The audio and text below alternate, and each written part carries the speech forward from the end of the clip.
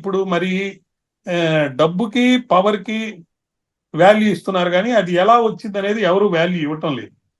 ఈ పరిస్థితుల్లో ఆంధ్ర రాష్ట్రంలో ముఖ్యంగా రెండు పార్టీలు, ఇప్పుడు చంద్రబాబు నాయుడు గారిని జైల్లో పెట్టి అన్ని రోజులు లోపల పెట్టిన తర్వాత ఆయన బయటకు వచ్చిన తర్వాత వాళ్ళు ఖచ్చితంగా గెలిచి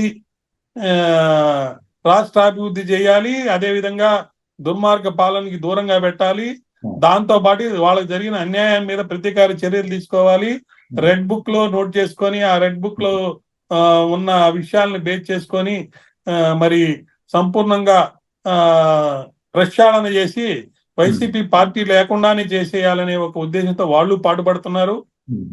ఇన్ని సంక్షేమ పథకాలను మేము అందించాము, రాజన్న పాలనకి మరిపించాము, కాబట్టి మాకు ఓట్లేయండి, మూడు రాజధానులు ఏర్పాటు చేస్తాము, రాష్ట్రాన్ని అభివృద్ధి చేసి ముందుకు తీసుకెళ్తాము, అంతేకాకుండా కుల మత జాతి ధన భేదాలు లేకుండా కరప్షన్ లేకుండా మేము చేస్తున్నాం అని చెప్పి వీళ్ళు చెప్తున్నారు.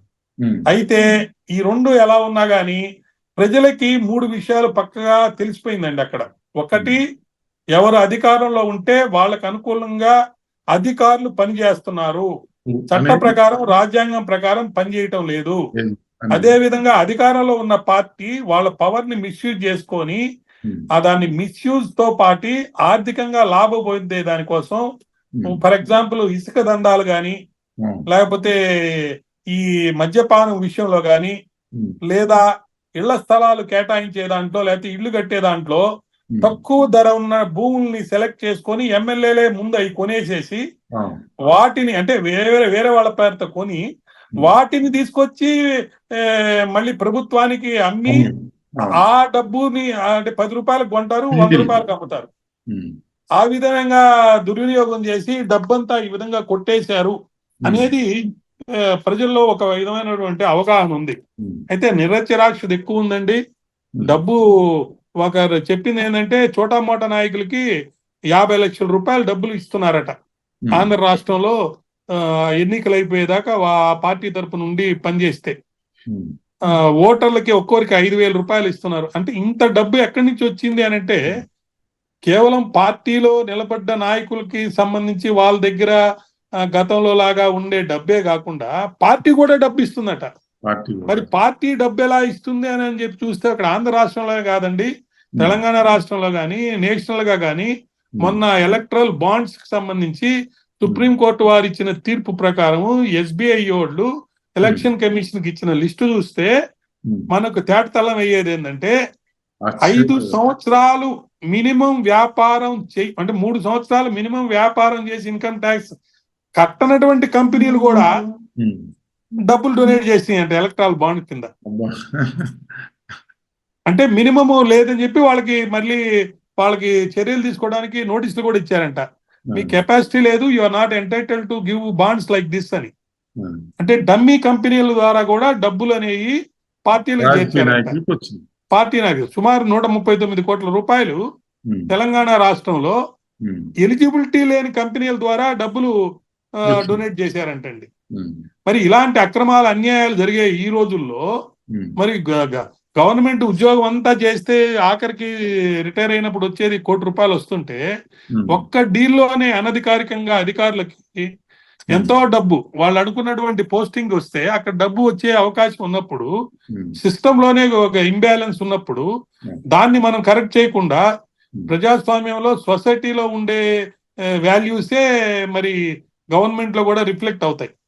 సో సోషల్ వాల్యూస్ లో మార్పు రాకుండా ఏదో జరిగిపోతే ఏదో సిస్టమ్ లో మార్పు వచ్చేస్తుంది, మనకు న్యాయం జరగద్దు అనుకుంటే అది పొరపాటు అండి. ప్రజల విజ్ఞత తోటి వాళ్ళకు ఉన్నటువంటి అమూల్యమైన ఓటుని కేవలం కొన్ని ప్రలోభాలకు లొంగకుండా ప్రజాస్వామ్య విలువల ప్రకారము ఖచ్చితంగా రాజ్యాంగానికి లోబడి వాళ్ళు గనక ఎన్నికల్లో మరి ఓట్లు గనక ఉపయోగిస్తే ఖచ్చితంగా మంచి నాయకులు వస్తారండి.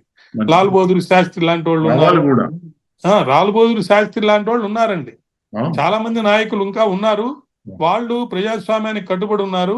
వాళ్ళ యొక్క ప్రాణాలను సైతం త్యాగం చేసి, వాళ్ళ సమయాన్ని ఆర్థిక వనరుల్ని త్యాగం చేసి ప్రజల కోసం పాటుపడే వాళ్ళు ఉన్నారు. కానీ వాళ్ళని ఎన్నుకోవటం లేదు. అటువంటి వాళ్ళని అసలు సెలెక్ట్ చేయటం లేదు.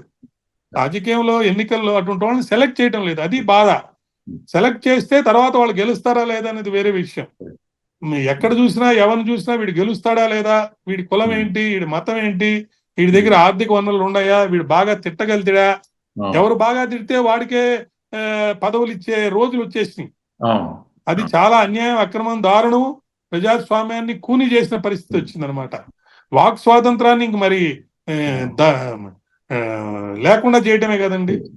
అది చాలా పొరపాటు, అన్యాయం అండి. ఇలా చేసినందువల్ల ఖచ్చితంగా విలువలు జారిపోయి అధికారులు గాని అనధికారులు గాని డబ్బుకే ప్రాతిపదిక ఇచ్చి మరి వాళ్ళ చర్యలు చేస్తున్నప్పుడు ఒక తెలుగు ఆంధ్ర రాష్ట్రంలోనే కాదు, తెలంగాణ రాష్ట్రంలోనే కాదు, దేశం మొత్తం మీద చూస్తుంటే ఇప్పుడు ఎన్నికల కమిషన్ లో సెలెక్ట్ చేసినటువంటి కొంతమంది ఎలక్షన్ కమిషనర్లు కూడా బీజేపీ పార్టీకి అనుకూలంగా యాక్ట్ చేస్తున్నారు, వత్తాసు పలుకుతున్నారని చెప్పేసి మరి ఒక తీవ్రమైనటువంటి అలిగేషన్స్ అనేవి వచ్చున్నాయండి. ఈ పరిస్థితిలో మనం ఏది జరిగినా కానీ ఆశ్చర్యపడాల్సిన అవసరం లేదని చెప్పి నా మనవి. కానీ మంచి జరుగుద్దని ఆశిద్దాం. ఓకే సార్, నమస్కారం. మరిన్ని అప్డేట్స్ కోసం మా కాయ్ టీవీని సబ్స్క్రైబ్ చేసుకోండి. మా వీడియో కనుక మీకు నచ్చినట్లయితే లైక్ చేయండి, షేర్ చేయండి. మీ విలువైన అభిప్రాయాలను కామెంట్ బాక్స్లో తెలియజేయండి.